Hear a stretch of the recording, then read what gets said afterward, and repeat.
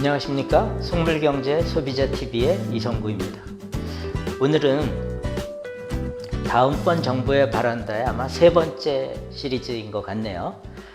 용적률을 팔아라, 이런 걸 주제로 말씀을 드리려고 합니다. 사실 지금 여러 대선 후보들이 다 제일 중요하게 생각하는 거가 주택정책 분야인데, 주택부동산, 실제 이 해법을 내놓는 것들을 보면은 전부 정부 주도로 뭔가를 하겠다, 뭐 반값으로 하겠다, 시장을 무시하는 그런 대책들이 많습니다. 그거는 뭐 좌파건 우파건 진보건 보수건. 근데 저는 아주 속물적으로 용적률을 팔아라, 조금 유식하게 얘기하면은 개발권 거래제, 용적률 거래제를 도입하자 하는 겁니다. 그러면은 부자와 가난한 사람들이 모두 행복해진다. 이게 무슨 얘기일까요? 사실 우리나라가 땅이 좁다고 그러지만 땅이 좁은 게 아닙니다. 좁은 땅을 더 좁게 쓰려고 노력해서 그렇죠.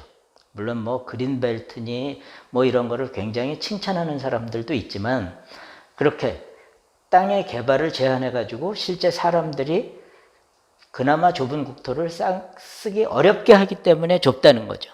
사실 산지가 70%고 30% 정도만이 이제 우리가 쓸 수 있는 그런 도시의 땅, 내지는 거기서 이제 또 농토도 있겠지만, 그러다 보니까 여러 가지 규제가 필요하다고는 하지만 실제적으로 우리 도시 외곽만이 아니라 도시 시내에 들어와서도 지하철역 주변도 2, 3층짜리 빌딩들이 즐비합니다.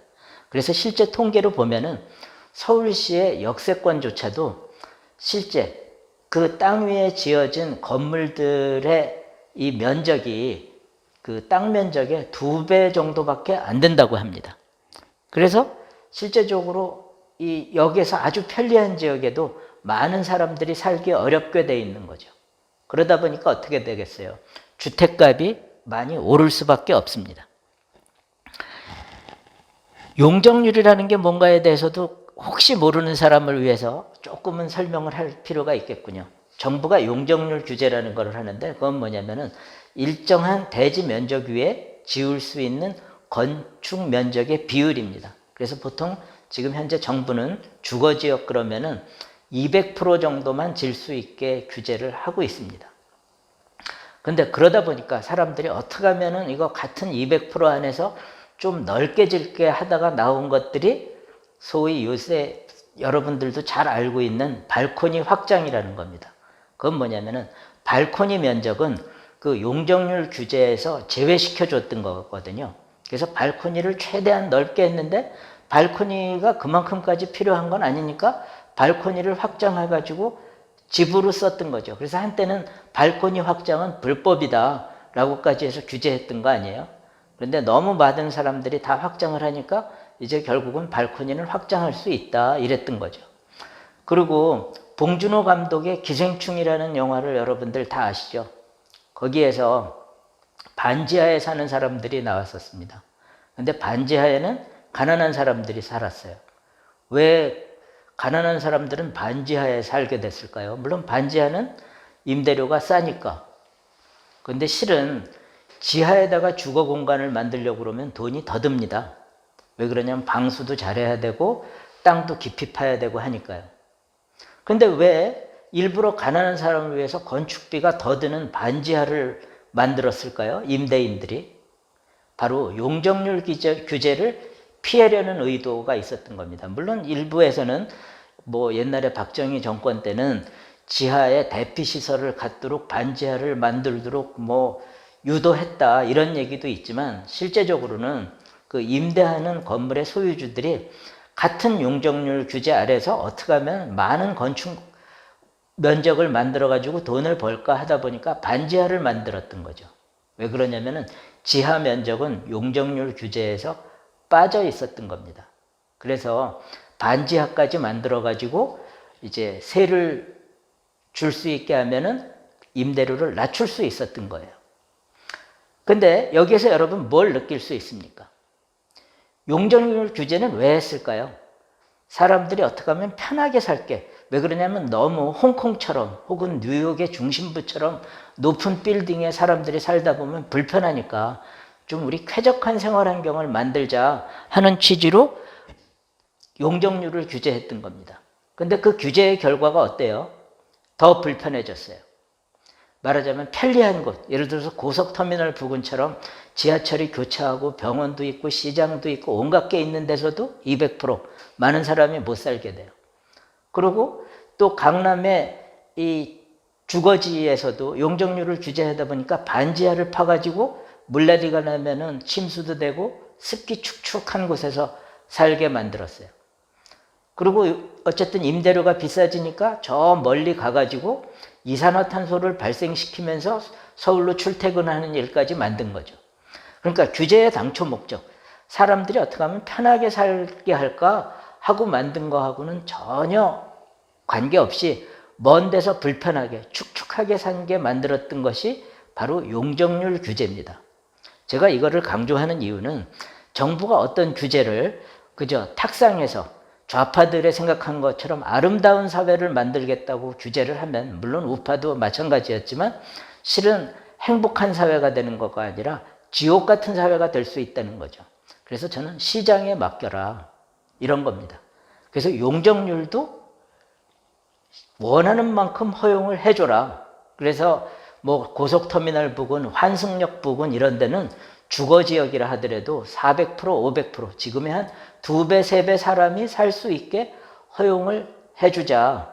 그러면은 집이 많이 지어지면서 임대료도 떨어지고 집값도 떨어지게 됩니다. 물론 이제 좌파의 이 이상한 경제학도들은 공급이 늘면 값이 오른다는 이런 새로운 주장을 하겠지만 적어도 우리가 200년 이상 갈고 닦아온 경제학의 원리는 실제가 그렇지 않다는 것은 너무 확실하게 증명되어 있는 겁니다. 그런데 용적률을 갑자기 현재의 200%에서 400%, 500% 이렇게 올려주게 되면은 땅값이 엄청 올라가게 됩니다. 왜 그럴까요? 지금 현재 우리의 땅값이라는 거는 땅 그 자체의 가치가 아니라, 왜 그러냐면 그냥 맨 땅으로 있으면 거기서 돈 벌 수 있나요? 못 벌죠. 거기에 건물을 져가지고 뭔가 경제활동을 하거나 주거활동을 하게 해야지 임대료가 나오는 건데, 바로 그 임대료는 그 땅 위에 서 있는 건물의 크기에 따라서 좌우되는 겁니다. 그러니까 200%로 졌을 때하고 500%로 졌을 때는 임대료가 2배 이상 차이가 나게 되고 땅값도 그에 따라서 2배 이상 오르게 된다는 거죠.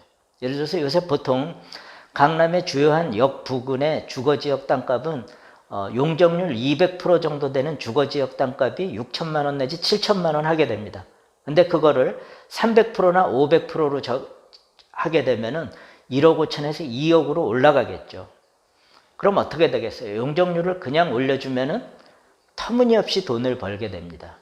사실 이것 때문에 과거에 그 지방자치단체의 장들이 감옥 많이 갔어요. 왜냐면 특정인한테 돈 받고 용적률 올려주고 뭐 그랬거든요. 뭐 분당 정자지군이 뭐니 하면서 말들이 많았던 거잖아요. 그리고 요번에 그 이재명 성남시장도 말하자면은 대장동 개발을 하면서 원래 산지 뭐 개발 제한 구역이었던 데를 200%, 300%뭐 상업지역도 만들어주고 하면서 1조 이상의 개발 이익이 생긴 거를 입 무겁고 검찰 로비 잘한다는 김만배한테 몰아주면서 생긴 문제인 거죠. 그런데 바로 이렇게 용적률을 올려주는데 그렇게 훌륭하게 환수한다고 그러면서 훌륭한 사람들한테만 주지 말고, 김만배 같은 그냥 일반인들한테도 돈만 내면 사게 하자는 거예요. 속물적으로. 그러니까 이재명 그 후보처럼 그렇게 훌륭하게 공익환수한다고 그러면서 심사하지 마시고 그저 돈 많이 내는 사람한테 용적률을 올려주라는 겁니다. 그러면 어떻게 돼요? 땅값은 오르겠지만 돈을 내고 사갔기 때문에 이 사람은 이익은 극히 작게 돼요. 어떤 사람만 이익 보게 되냐면은 용적률을 사가가지고 아주 효율적으로 개발할 수 있는 사람만 이익을 보게 되고, 비효율적으로 개발하게 되면 손해를 볼 수 있는, 그야말로 리스크를 안게 된다는 겁니다. 그 대장동에서 리스크도 없는 거를 위험이 있다는 등 그런 헛소리 할 게 아니라 이렇게 하면 정말 리스크를 안게 되는 거죠. 제가 계산을 해봤더니 서울시에서 그런 식으로 용적률을 팔면은 최소한 300조 원 이상이 거친다는 거예요. 제가 이거는 한번 계산을 해본 건데 오늘 뭐 정확한 그 계산의 근거는 여기서 얘기하지 않겠습니다. 그럼 뭐가 좋으냐? 지금 뭐 반값 주택, 무슨 원가 주택 100만 호를 짓겠다, 뭐 하겠다 정부가 얘기를 합니다. 근데 그거 굉장히 좋은 것 같지만 서민층 전혀 행복해지지 않아요. 왜 그렇겠어요? 그거 스펙 맞추기 위해서 가난해져야 되고, 그거 스펙 맞추기 위해서 뭔가를 하려면은 줄 서기 위한 노력이 보통이 아닙니다. 저는 이렇게 가지고 300조가 마련이 되면은 그냥 일정한 조건에 따라서 나눠주라는 거예요. 그러면은 각자 그 받은 돈을 가지고 자기가 편한 곳에 가서 살게 되면 됩니다. 만일 지금 현재 대선 후보들이 주장하는 것처럼 반가주택, 원가주택, 청년주택 해가지고 공급하게 되면은 그 주택의 위치도 정부가 정하게 되거든요.